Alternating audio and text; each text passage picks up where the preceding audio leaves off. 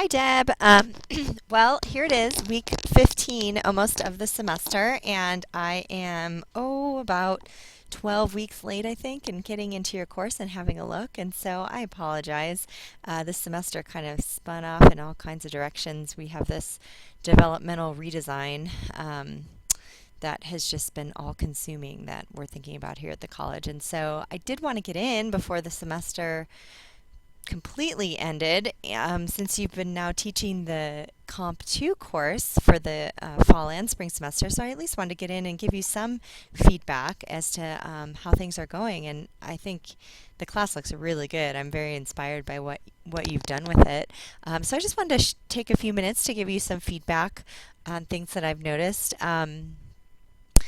In looking at the news board, I see you have a really active presence here on the news board. You're posting um, at least 2-3 times a week, which is great. I think that's not overwhelming for the students, but it's enough to let them know that you're there, you're attending to their needs, you're interested.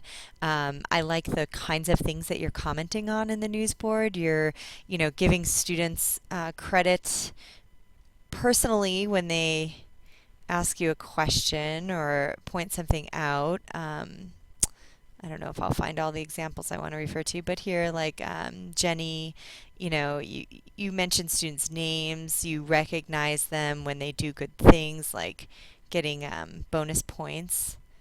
Sorry if I'm making you dizzy here, but yeah, noticing, pointing out those students who, go above and beyond. I also really like how in your comments on the news board, you give them a sense of what they need to keep working on. So I like this FYI here about looking at the rough drafts and, not just dinging them on the final for not including outside source material, but reminding them here that this is a really important requirement for the argument paper and that they need to really be making sure they're doing that. You're giving them this information on May 1st, so that gives them enough time to take it seriously and incorporate it into their paper. So I think the manner in which you're checking with them on this news board is excellent. And I know from talking to many students, students who are both satisfied and dissatisfied with online courses in general, it's that instructor presence is absolutely the most important thing to the student. They can tolerate a lot of problems in an online class as long as they feel that their instructor is available and present, and you definitely are. And so I noticed that in the discussion area as well. So this is probably why I never hear from your students. That's a good thing. Usually the ones I hear from are unhappy. Okay, so I'm going to go to the content area now. And the first thing I guess I looked at was how it was that you made the transition maybe between week 5, 6, and 7, because I know that the master shell sort of drops off there. When I created this master shell, I had in mind instructors who maybe never taught online before, and I wanted to give them a sense of this is how you might want to organize your course, this is the amount of information that students can handle, this is how you might want to lay it out, and then back off of that after the first unit so that they could start building their own materials. And one thing I found in the past is that some instructors couldn't really make that leap to sustaining the amount of information that was up there already. And I used to get calls from students after week 5 or 6 or 7, and they'd say, it's like my teacher isn't there anymore because the instructor was having trouble keeping up. But I noticed that you had absolutely no problem with that at all, and that when I go into your, say, week 6 area, it's just as robust as week 1 or week 2. Same with week 7 and then all the way through. You've also maintained the same format, so you still have the overview of the week and then all of the relevant documents beneath it. Your tone is very similar. I don't think it's jarring at all for students to move from the sort of prefab plans to what you've generated for the rest of the course. So it's all very smoothly integrated. I think you just did a great job with that. Some other things I noticed was just that you have just a very robust offering of materials to students throughout the course. Again, it's not overwhelming because you've organized it very clearly, but it's there for students if they want it. And so I think that's great. I especially appreciate that you've addressed writer's help separately each week, because I think, I don't know if you've been involved with the on-campus writer's help discussions, but I'm trying to recall who was at those meetings, but a lot of our face-to-face instructors are having trouble with writer's help. They're not finding it to be as useful as they expected. I'm wondering if that's true for online. And I see that you've integrated it nicely here, and I'd love to hear from you whether you think students are using it, whether they're finding it helpful. I just absolutely love that you've highlighted it in your course. And if you don't mind, I may even mention you as an example to some of our other teachers who are struggling with how to use this resource in their class. So I'd love to have a follow-up discussion with you about that. But I like that you're giving them little tasks and tips for writer's help each week as well. So everything in here, like I said, is very nicely laid out. All the dates line up, all the information seems to be carefully presented to students. So I don't really have any, many suggestions or anything. I think the only thing you might think about is doing some revision of documents based on the publisher Word stuff. I would hate for that to take up too much of your time, but it could be a fun next step once you get to the point with the class where you feel like it's built, and you're not adding more content, you're not tweaking assignments and everything. At some point you might say, hey, I have a little bit more time now that this class is sort of like a well-oiled machine and I'm ready to start actually changing some of the appearance of the documents. I haven't done that myself in my own class. I'll probably challenge myself next year to do a few savvier looking documents as well. But it looks great. I just think your content is laid out very nicely. It's very appropriate content for this class. You've clearly followed the syllabus requirements and the course requirements. It looks rigorous. It looks interesting. It looks logically laid out for students. I did want to comment on this final essay, which I think is really cool. The Your Choice essay that you're giving students to do. Let's see if it'll come up here. Oops, I guess I need to scroll back up. I think it's under week 15. Maybe it was week 14. Nope, sorry about that. Okay, I found it. It's here under week 14. But this assignment where you're asking students to do, it seems like a fairly low stakes assignment. It's only 3 pages. It's a nice way to end the semester. And you've given them at least 4 choices here, all really creative and interesting, I think. And, the research is showing more and more that this, giving students a choice, to pick something that is still relevant to the course that you've given them the choice for. It's just a great way to foster authentic and meaningful learning. And so I love that you give them this choice, and I think all of them are really interesting choices. It also buys you a little time at the end to get those big argument essays graded and return to them while they're working on this last project. So I thought that was really well done. Going to the discussion area, you have just excellent discussions in here. I'm really glad that you included this grading rubric reminder and that you made it look different than the rest of the posts. It's in this dark green, so it's the first thing that students see.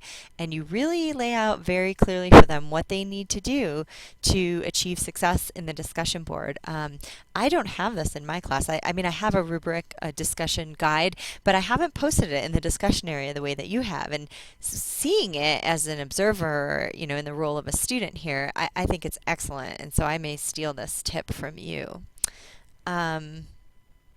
Okay, and then scrolling through, I don't know, I just popped into some of these discussions, took a look at a bunch of random ones, and I think the discussions look great. Your students are definitely invested, they're doing the work.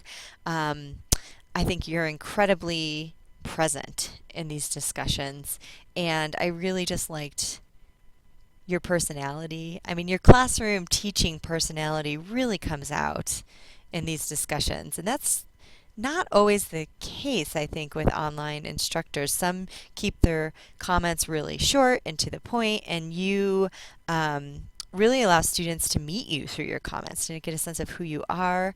I'm thinking specifically of a comment that I saw somewhere in here. I think it was in discussion 5C. I'm remembering an exchange you had here with Eric Phillips, where he's talking about the Child, Man, in the Promised Land essay, and you commented to him, oh, was it Eric? Oh, maybe I've got the wrong kid here. Yeah, so here it is. So this is so you're addressing Eric very humorously, pointing out that the way that he worded his post makes it sound as though he's calling himself a woman, and then you jokingly say that, you're looking at his photo and he's a rather manly man. And I went and looked at his photo, and boy, he really is a manly man, probably one of the manliest looking students I've ever seen. So I thought that was funny, and just that you let him know it made you smile. And he wrote back a humorous response saying something like, "I sure would make an ugly woman." So I like how you're allowing yourself to have personality in the class, and that students get to interact with you in a meaningful way that's not just about content. Um, let's see other comments in here. I really like how when you respond to students in bold, how you make a point to let them know that, it's just, this is not to be interpreted as yelling. This is just distinguishing your writing from theirs. It really models for them, I think, etiquette online. Students really struggle with that these days. And so I think, by showing them that I'm going to explain to my reader why I'm bolding something, you're doing a really nice job of, you know, helping them realize how you're using these bold comments, but also teaching them how to think about issues of etiquette in an online environment. So I thought that was really great. So my only question for you with the discussions would be, I wonder how you feel about the sustainability of your presence in there. I think you are incredibly present for your students, probably maybe even more than is expected. And so I just hope you're not getting burnt out or feeling like you're giving more than you can keep up. And so if you need to strategize or think about how is it that you can be a good, meaningful presence for them without, spending 12 hours a week commenting on their posts, we can certainly have that discussion. I don't know how much time it takes you to go in and be this present, because I know you have at least another couple of classes that you're teaching, but it's something we could certainly discuss if you feel like it's wearing you down or taking a lot of time to address all of these discussions. But as I look through these discussions and as I visited a few different ones, I just think this is definitely a very active, meaningful learning environment that you've created for these students. And so I think it's great, Deb. You're just doing a wonderful job. And I think I had mentioned to you before that there may be some other 122 instructors who are struggling a little bit more with just how to teach this curriculum, and especially online. And so if you're open to it, I may see if maybe I could have you do a little mentoring, or at least share your site with one or two other people who may be struggling, and maybe we could work out some kind of mentorship through online. See if we can get funding for that. But I just think your class is a great success, and so I would love to use it as a model for other people to learn from at some point. So, okay, well, this is going to force me to stop recording in another minute or so, so I'm just going to wrap up. But really great job. I'm just very impressed. I'm not surprised, because I know that you're incredibly thorough and meticulous and thoughtful in everything that you do. But it's really fun to get into your class and to see how you're applying all of those skills to teaching 122. So if you have any questions that you want to follow up with for me, feel free to give me an email. I'll be in the office at least until middle of June, so we can certainly be in touch. Okay, Deb, thanks a lot. Take care.